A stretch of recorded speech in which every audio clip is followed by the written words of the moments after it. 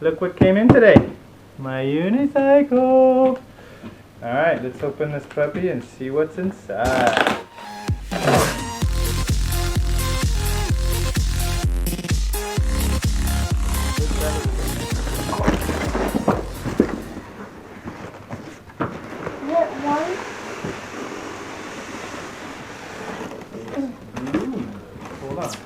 Hold on. So, what do we have here? We have, indeed, only one little cover thing, bumpers, with the tape that goes with it. And we have the little belt for practicing, the charger, relatively big, and here it is. The little practice wheels. And the unicycle instruction manual. Nobody cares about that. Aha! Beautiful. Look at that, buddy. Is that the piece of the moon? That's the unicycle. Is that the piece Check it out, nice and blue. Beautiful. You can feel the motor in there. Nice. Can I use one of those? Yeah, because I like it. You can see the LEDs here, the Do we power light on button, Does it work? and the wheel. This is my very first One attempt. wheel We'll see how it goes. I figured it might be better to try it on the grass for the first attempt. See how that works. If I fall, at least I won't hurt myself for the unicycle. So here it is. First try of my unicycle. Here goes nothing.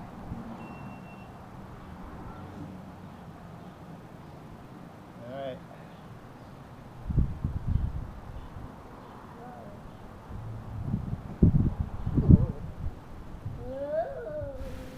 So let me go into a little bit more detail as to what goes in the box. You get the unicycle, obviously, the manual, a set of training wheels that you basically screw on to the pedal here on either side, and that prevents you from falling side to side.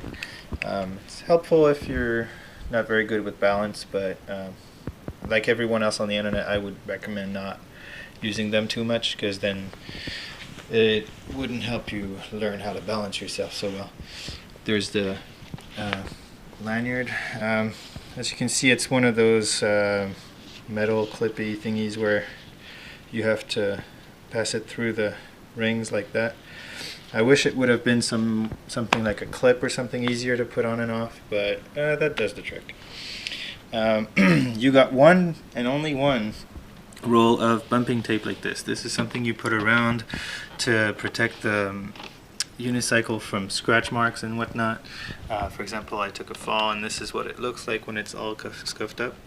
So it's to protect from that. And I had to be pretty creative as to where I put it, so I could use this one tape pretty well. And so this is all that I have left after doing this. I basically did half of the side pedals here for my legs, because it also helps with how stiff this is and how it hurts your legs. And even with this padding, it still hurts. I put some here so that when I carry it, it's not as painful in my hands. This thing is pretty heavy. It's 10 kilos. And the most important ones is the ones that you put here. Those are pretty important. One last thing is the charger. Now, it is an extremely light charger. I don't know if you can get a sense of it from this, but it is really, really light. There are fans in there that turn on when you power up the unicycle. The one big complaint I have is that Banggood shipped me a European plug, and I had to pull out one of those to convert it to US, which is not very cool, but I can work with that. And gladly for me, this thing takes 110 and 220, so I'm okay there, 240. Now, a couple things about the unicycle that you should know is that this specific one, when you try to pump up the tire, this is really unhelpful. because it is straight into the unicycle. And you basically have to come from up here, and there's a very limited range where you can reach it. It's only from here to here, and then this metal thing is not helping either. So unless you have a crooked kind of sideways 90 degrees pump, you're gonna be in trouble. I tried pumping this at a gas station, and the thing was like a long piece of metal, and I couldn't fudge it in there properly, so it was a real pain to get this pumped up. So just something to know about this specific unicycle. And one more thing that's more general about unicycles in general, the tire will have a direction. See, it says drive and it has an arrow that way. That means the tire should spin in this direction in your normal use of the tire when you're driving forward. So that means in this case I need to remember to put these lights on my left leg. The reason for this is the tread on the tires for the rain or puddles of water or anything like that will push the water out in the right way so you don't skid and you know, lose grip on the road. So alright, I think I got the hang of it a little bit. That was like 5 minutes. First try ever. Not too bad.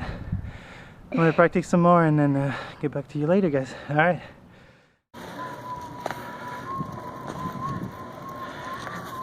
Okay. The inflated tire makes the world of difference. I ordered this puppy a few days ago and it just got in today, and I got riding with it and I had a lot of fun already within my first day of use. It comes in different colors, blue, white, black, and I believe pink. I've added some padding that comes with it. Unfortunately, it only comes with one strip of padding, so I had to get creative as to how to maximize the usage of it. It comes with this little belt. It also comes with a pair of little training wheels that you can put right here. But everyone says don't use those because they're not helpful, so I didn't bother. And so first impressions, my first 5 minutes felt horrible. It was definitely harder than it looked online, and I thought it would take me forever to learn it, and then I tried it a little bit more and it finally clicked. And I gotta say now, it's a lot of fun. It's the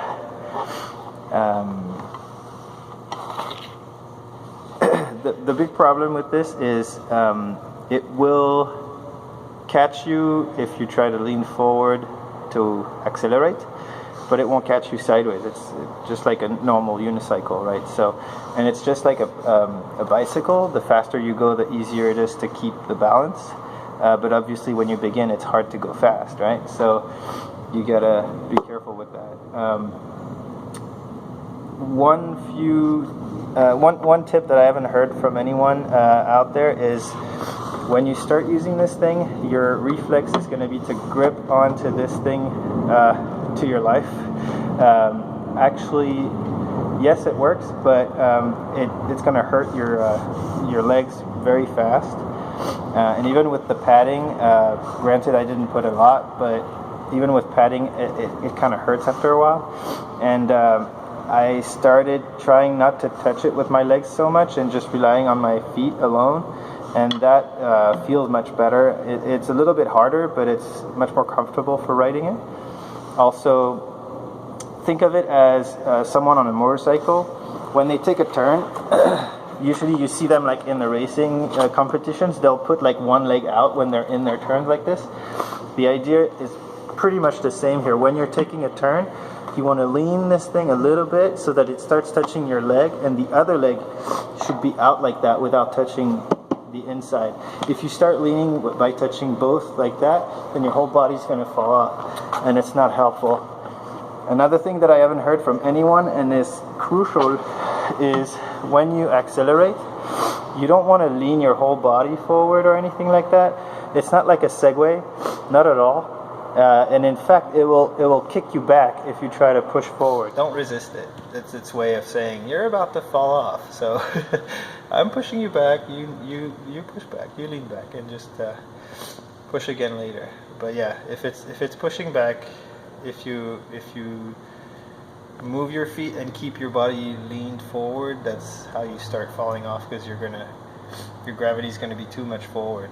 So if it's pushing back, that means your gravity is too far forward. So just center yourself, and then use your toes to gently push that accelerator without leaning too much or at all. Actually, what you need to do is think of this as an accelerator pedal from a car.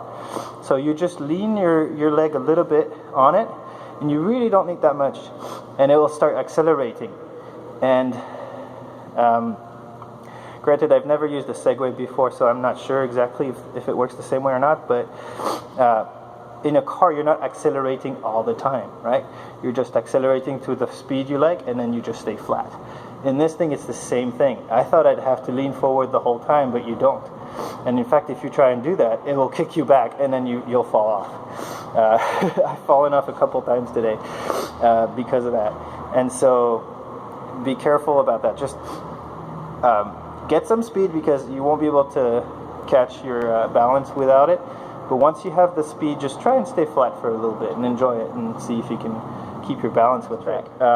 If you're going to take a turn and you're leaning the unicycle on one of your legs, usually you might feel like you're going too fast in the turn. So it's nice to actually push on the heel of the foot that's inside the turn, so that this foot will like lean the unicycle back a little bit, and then you turn, which will slow you down as you turn, and will help. The slower you go, the more you turn. So that will help you turn better than if you just lean and then pray that the tire will do the rest. So yeah, just lean on one of your legs, push back a little bit, and then you'll turn very nice and slow, and then you're ready to go again. That's it. That's my first impressions and review of this TG-F3. I'm pretty happy with it. I got it on Banggood for $3.40. There's a coupon, NEWUS, that I used, new US, that gave me like $40 off, so that's pretty helpful. Hey, I thought I'd show you a little demo of what I'm able to do now after just like maybe a couple hours of using it at most. I charged the battery fully, and it's still not completely dead. It's at 2 lights out of the 4, so I still don't know how much mileage I can get out of it yet, but so far I'm pretty happy with it. Alright, here goes nothing.